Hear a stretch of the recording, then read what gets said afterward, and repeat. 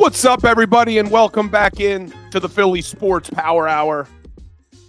I know I made some of my Power Hour crew a little angry with that rant I just went on, but I truly believe if you take a step back and you look at the big picture here, moving on from Nick Sirianni would be a knee-jerk reaction after everything the guy has done in 3 years. And I see everyone in the chat, what has he done? He's a clown. I still don't think you win as many games as they have won over the last 3 seasons and get to a Super Bowl if the guy is an absolute clown. I'm not buying that. But I want to get my man Marc Farzetta's opinion on this. So let's bring in Farzy. What's going on, my brother? Oh, he's not happy with me. I knew it. I knew he wasn't going to be happy. And this is coming from Nick Sirianni's brother, Marc Farzetta. Nah, we disowned him. Yeah, you lose 6 or 7 like that, and the season, you're out of the family. He no longer is allowed to look like me. He cannot go bald. He cannot put on 20 pounds of weight because then he would look too much like me and he'd disgrace the family name. So I'm out. I'm out on Nick Sirianni. And what the hell were you talking about? You don't let him go. You keep him. The better idea is to keep him. What the hell's going on there, Colarulo? So Farzy, when the game ended against the Tampa Bay Bucks, we did the post-game show together. I was just as angry as everybody else. And my initial reaction is, you got to get rid of him. He can't come back. This team gave up on him. They checked out. But as I've now gone the last couple of days, letting the emotions subside, and I take a look at what this guy has done, and you joined, I saw you in the green room, you joined a little bit later. I was going through some stats. I mean, just listen to this, Farzy. Let me try to sway you here. Okay. There's only 3 coaches in NFL history who have led their team to back-to-back seasons 10-1 or better. Tony Dungy, Don Shula, and Nick Sirianni. You look at Jalen Hurts and Sirianni through their first 45 games. They have a record of 34-11.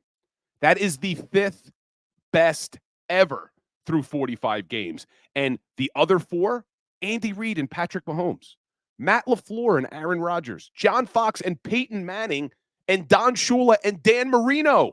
I mean, these are the comparisons of what Sirianni's been able to do.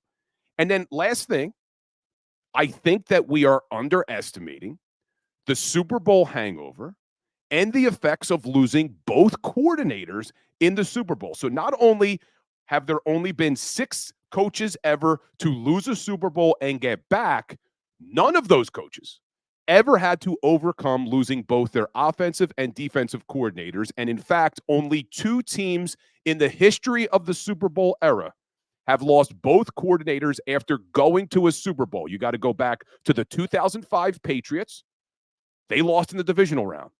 The 1995 San Francisco 49ers, they also lost in the divisional round. So when you put all of this together and you couple it with the fact that Howie Roseman gave him a crappy defensive roster, and if you truly believe it was Howie Roseman and Jeffrey Lurie who made the decision to change defensive coordinators with only 4 games left, why would we fire Nick Sirianni?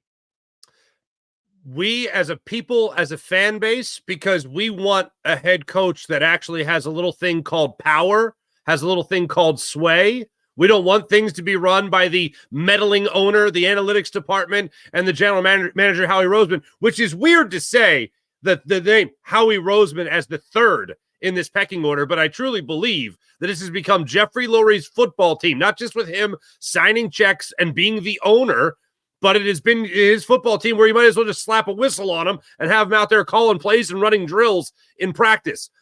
All the great examples and the great names you just referenced that had those historical starts at 10-1, or were able to get back to a Super Bowl, or were able to compete and win their division and their conference time and time again.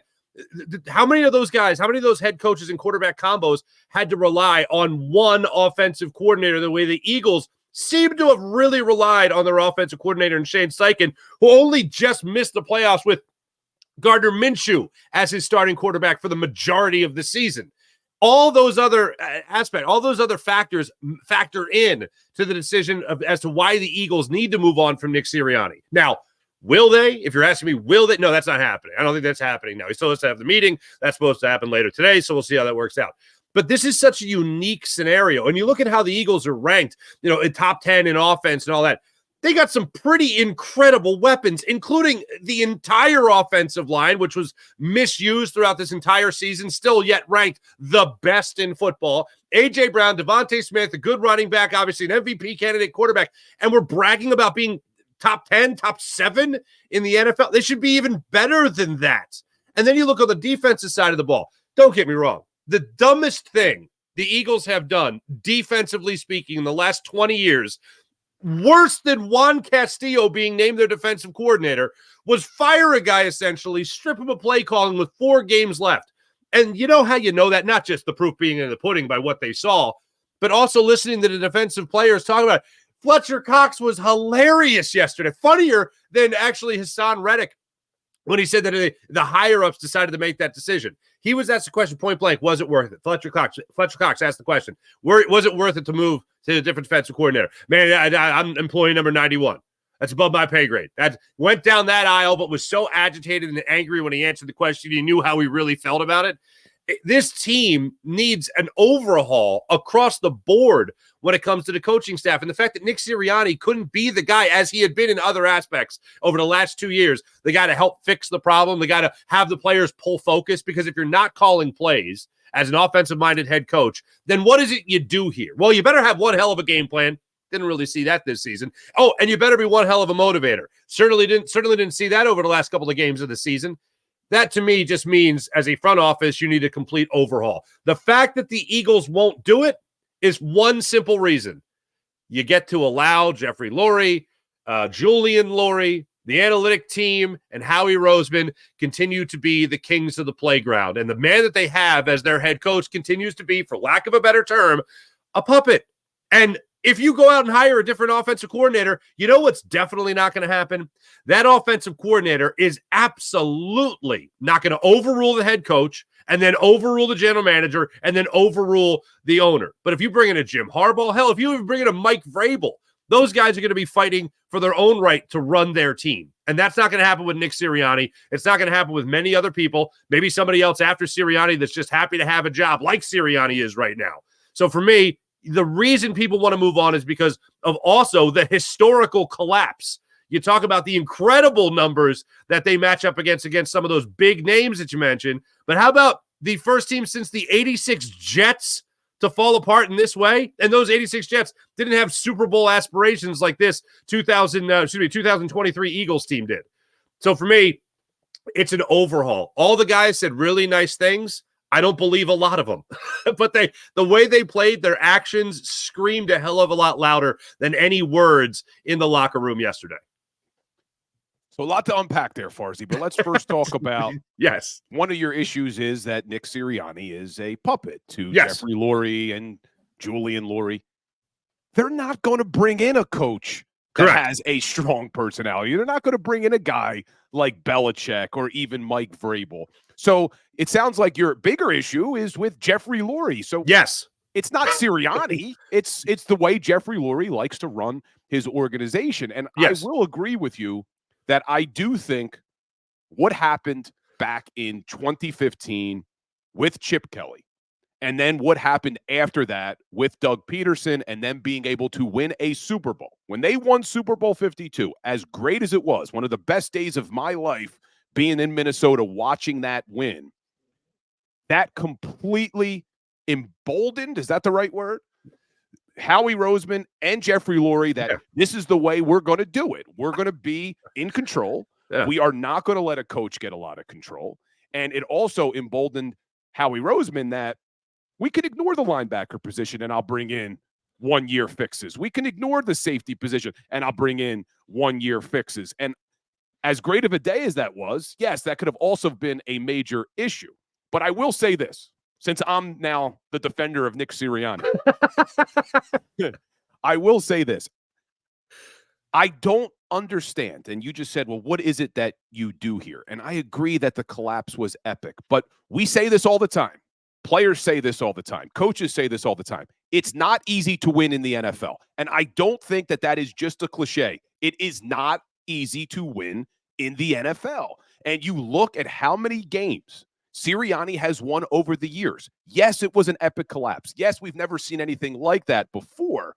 But when you go through everything that occurred with the DC being changed in the middle of the season, when you're having no linebackers and you're having no safety, yes, the offense should have been better. I'm not absolving him of that. I just don't think that we could throw everything out the window because of a 6 or 7 game sample size when you look at the last 3 years of what this team's been able to accomplish. So for me, it's a lot like when people talk about the regression of Jalen Hurts. Like you haven't even scratched the surface of the problem if you want to talk about how Jalen Hurts took a big step back, because it goes beyond just the play of a quarterback. And it's weird to say that because you're talking about the most important position, I think, in American sports, and certainly the most important position in all Philadelphia sports when you're talking about the quarterback of the Philadelphia Eagles. Nobody has scrutinized more, nobody has blamed more, nobody has praised more than the quarterback of the Eagles.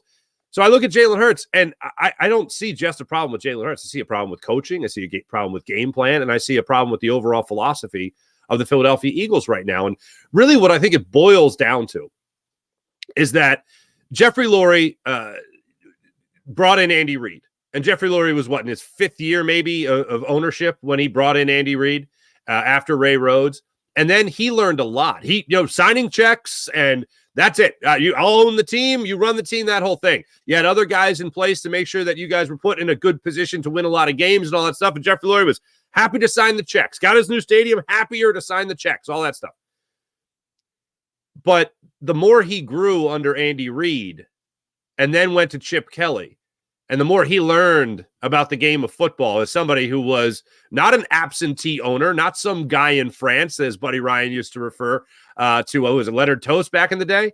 You look back on those days, Jeffrey Lurie was an owner similar to guys that just want to invest in the team and watch him win. Now he's an owner that invests in the team and wants a lot to do with how they win. And you go back to the meetings with Doug Peterson after Chip Kelly. Oh, yeah, you ran the ball a lot. Why not pass? Well, because that's what we needed to do to win the game. Yeah, but we like passing. Like, okay, why is that even a conversation after we won? And then you go through the same thing now with Nick Sirianni. And it went to the point where you had to fire Doug Peterson because you wanted to hire his coaches. At some point, as an owner, don't you want to sit back and just have a coach that knows what the hell he's doing, that has experience, that can, that you can rely on to make the decision and learn how to interpret the numbers properly rather than you just give them information?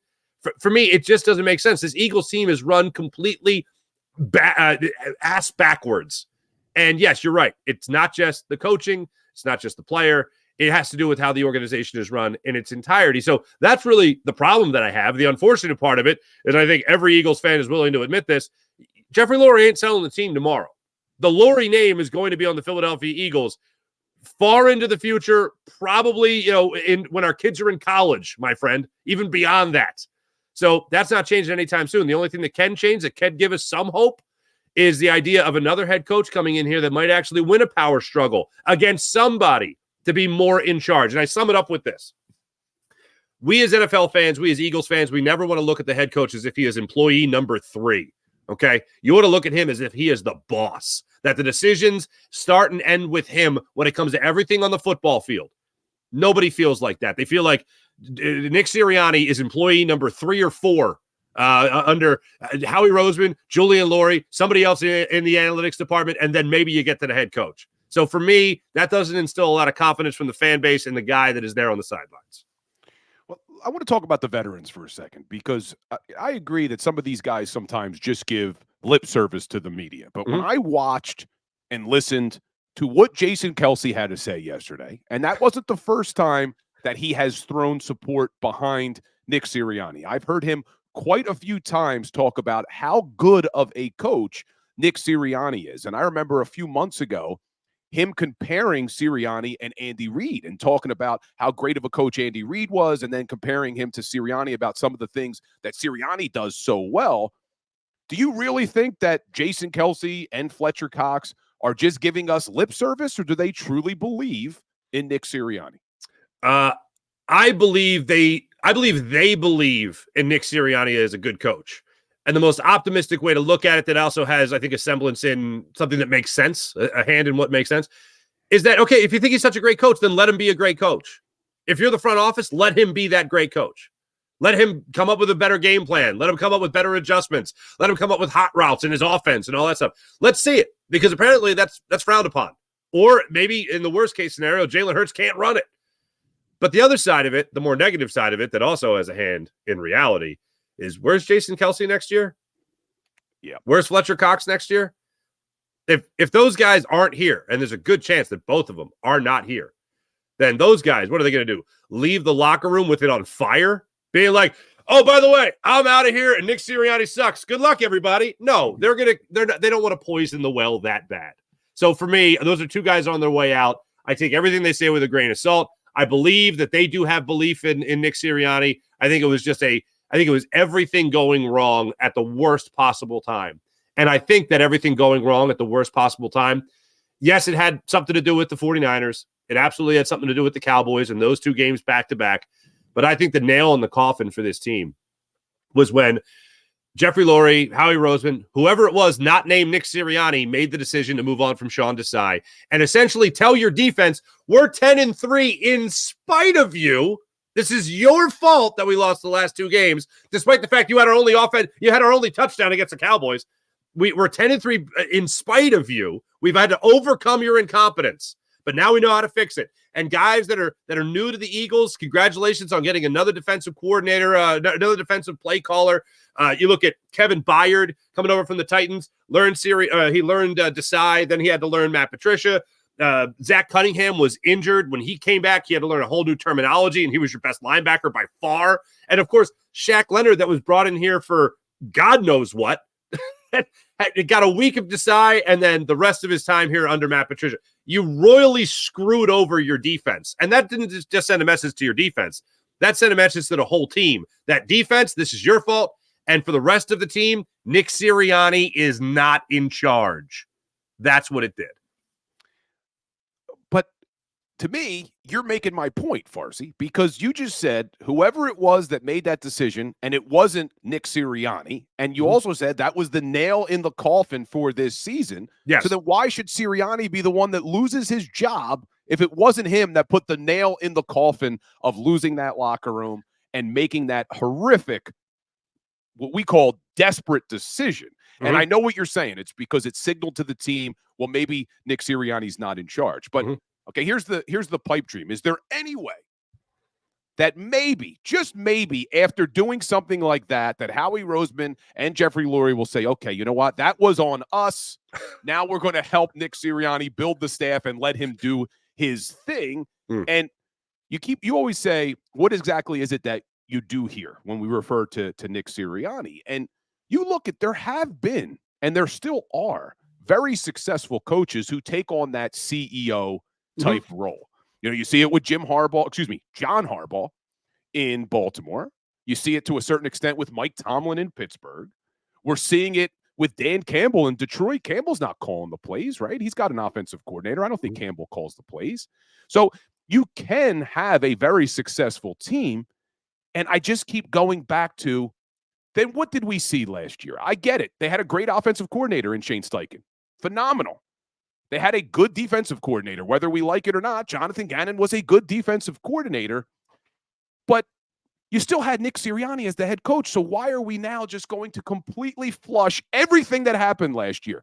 Everything that happened, everything that Sirianni did in year one, everything he did in year two. Now we have a few rough games, horrible rough games. I'm not underestimating how bad it was, but just say, okay, we're going to move on.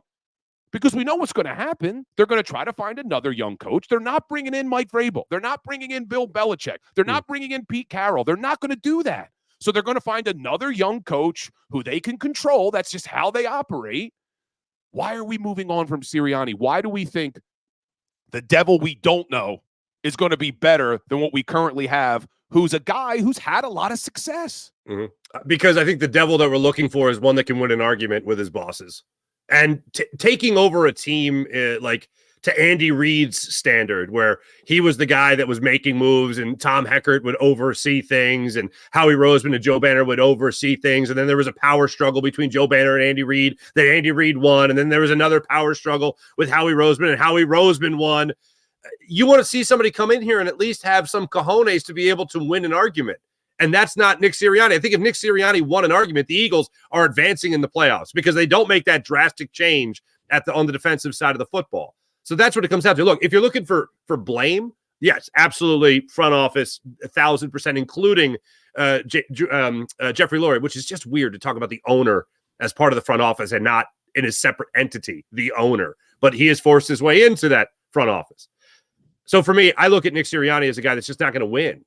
Not going to win an argument for the overall greater good of the football team because he's just not that guy.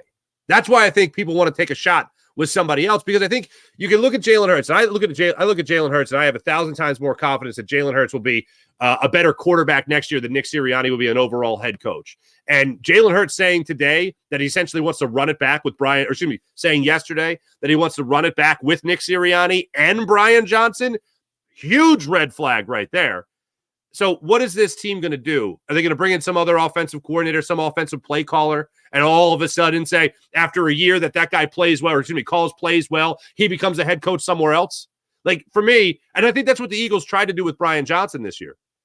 Elevate him. He gets a job somewhere else. The Eagles get a compensatory pick out of it. They think, oh, yeah, anyone can win with A.J. Brown and Devontae Smith and Jalen Hurts. Turns out that wasn't the case. So I think that they are grasping at straws right now to try to figure out a way where they're not going to have to do a complete overhaul, but still have significant uptick in production next year. And to me, that sounds a whole lot like Einstein's definition of insanity, doing the same thing and expecting a different result. Now, I know I'm going to get killed in the chat. Because as frustrated as we all are right now, and I'm frustrated too with Jeffrey Lurie and Howie Roseman, we cannot deny that Jeffrey Lurie has been a pretty damn good owner. I mean, you look at since 2000, I'm looking at the stats now. Since 2000, the Eagles have the third most postseason appearances at 16. That's second to only the New England Patriots and Green Bay Packers. And I get it. They only have one Super Bowl during that time. But we can't deny that this organization has had a lot of success with Lurie as the owner, with Roseman as the GM, and I'm not absolving Roseman. I think he did a terrible job of building this defensive roster. But I just think that all of us, including me, and I've done it over the last 48 hours, need to relax. We're frustrated at the way this season ended, but when you look at the overall picture of Nick Sirianni over the last 3 seasons, of this Philadelphia Eagles organization over the last 23 years, dating back to 2000, we can't deny that they've been one of the most successful organizations in the entire National Football League, and I'm waiting to get killed in the chat. People are calling me Dave Spadaro. Are you talking to Spuds too much on them Tuesdays there, Bill? I think so, man. Is that what's going on? I think so. Infiltrated your brain? No. I said this forever with Andy Reid, and now it just goes more so with Jeffrey Lurie. You finally got to the mountaintop, and you did it with Doug Peterson. And then he was fired? Like, what? You've been waiting your entire tenure as the Eagles owner to win a Super Bowl. You finally do it in the most unlikely scenario possible. And you fire the guy a couple years later because he, God forbid, your head coach wanted to have his own coaching staff? What the hell? So you move on to Nick Sirianni, get back to a Super Bowl, all of a sudden you're patting yourself on the back even more. Look, it's us. It's us, me, Howie, and the analytics. It's us. We can plug and play a coach. We can plug and play a quarterback, and we get back to the Super Bowl. It's simple as that. That is horrendous. That poisoned a lot of people's brains, unfortunately, that have a big-time role with the Eagles organization, including Jeffrey Lurie. But when you think about Lurie's overall time here owning the Eagles, it's been great. It's been far better than what you and I grew up with, no question about that. However, you're a kid, you see your older siblings go to a dance, you want to go to the dance. You finally get to the dance, you're too scared to get on the dance floor, you're watching everybody else get, they finally get on the dance floor, right? Oh my goodness, you finally dance with the prettiest girl there. At some point, you want to take her home. The Eagles have only taken her home once. So you can have a lot more fun. It can continue to get better and better and better. And then it sort of just plateaus there for a while. When it plateaus, even if you're better than where you started out, you still want more. And that's ultimately what Jeffrey Lurie's time as an owner has left us wanting way more often than not. Even when we started to get used to going to NFC Championship games with Andy Reid. You know what eventually we wanted to do? Get to the Super Bowl. They got to the Super Bowl, took the major step backwards, and then gave us a little bit of hope 2 years after that with the Jeff Garcia run that happened in 2006. So you just continue to want more. And one championship in the 27 years, whatever it's been now with Jeffrey Lurie as the owner. That ain't enough, man. That ain't enough. Yeah, I'm getting killed by my Power Hour crew. They're turning on me in the chat, Farzy. Turning on me. Yeah. But hey, look, I'll just say this. Jeffrey Lurie, as an owner, generally speaking, is an owner that you want. I'll agree with you on that. It's definitely an owner you want. He'll sign the checks. He'll back the team. He's there to I never feel gouged by Jeffrey Lurie as an owner of the Eagles, like a cheapskate or anything like that. He does a lot of things that everybody else in the NFL does as far as the seat licensing and all that stuff. That's just, I hate it, but that's the nature of the beast in the NFL. But you ultimately want an owner that is going to financially back your team and gives a damn. He gives a damn. He absolutely financially backs your team. He's not afraid of the cap, as we know. Howie Roseman has done a phenomenal job with a lot of the stuff that he's done since taking over for Chip Kelly when he did. But all in all, the meddling owner is never a good thing. Let the football people continue to make the big football decisions. When you try to get a little too involved, that's where things get askew. And that's where we're at right now, unfortunately. Well, there was a lot of things I wanted to talk to you about today, and we went a full 25 minutes just Let's go Flyers, baby! Nick Sirianni. Let's go Flyers! So, yeah, we got the Fly guys, man, starting their 4-game homestand tonight. Loving our Flyers, dude. Absolutely, loving our brother. Flyers. I can't wait. I'm just praying we get playoff hockey back in South Philadelphia this coming season. But I'm with you. We will see. And I wanted to talk to you about the Sixers and the big trade for the Pacers getting Pascal Siakam. But yeah, it'll have to wait, Farzy. We're going to lose you now. Unless we want to extend the Power Hour. Should the Power Hour go for 2 hours? What's going to Rob Ellis up next? Yeah, we'll tell Rob and Tone. Listen, me and Farzy got a lot to talk about. Yeah. Xander, tell them we're going to push off Sports Take today. We're going full 4 hours on the. Yeah, right. Yeah, get an extra cup of coffee, fellas. No. All right. Well, anyway. I appreciate you, Farzy. Back at you, brother. Even though we disagree, yes. You're still my brother. Yeah, back at you, Fratello. See you, buddy. All right, my man. So make sure you guys check out the Farzy Show every day, Monday through Friday. He's 6 to 7 a.m. Farzy gets up nice and early and puts out a great product early in the morning, and you can catch it all day on your own convenience if you're not up at 6 a.m. But that's my man, Marc Farzetta. And I see you guys in the chat, and I see you disagreeing with me. I just think that we all need to calm down. Me too. Listen, after I watched what happened in that wild card game to the Tampa Bay Bucks, after I saw what happened in Week 18 against the New York Giants, I lost my mind. And I thought there's no way you could bring Sirianni back next season. Not after what we just witnessed on the field. But when you do take a step back and you look at things objectively, and I see people in the chat talking about, oh, well, you can skew the stats and the numbers any way you want. What's bigger sample size? The last 7 games that we just saw, or the last, how many games has Nick Sirianni been the head coach of this Philadelphia Eagles team now? It's been 3 seasons. So I think his first season was a 16-game season, and then last year 17, this year 17. I just think when we look at the bigger picture and you take the entire state of evidence.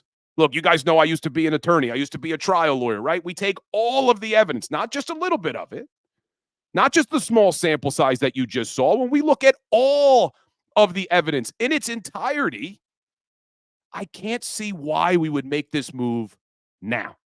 I think he is at the very least earned another season. I just think he has. I think it would be a knee-jerk. I think it would be an overreaction. And I do think we are underestimating the Super Bowl hangover. It's something we talked about all offseason. That's all we wanted to talk about. Could this team be the first NFC team in 50 years? You got to go all the way back to 1973.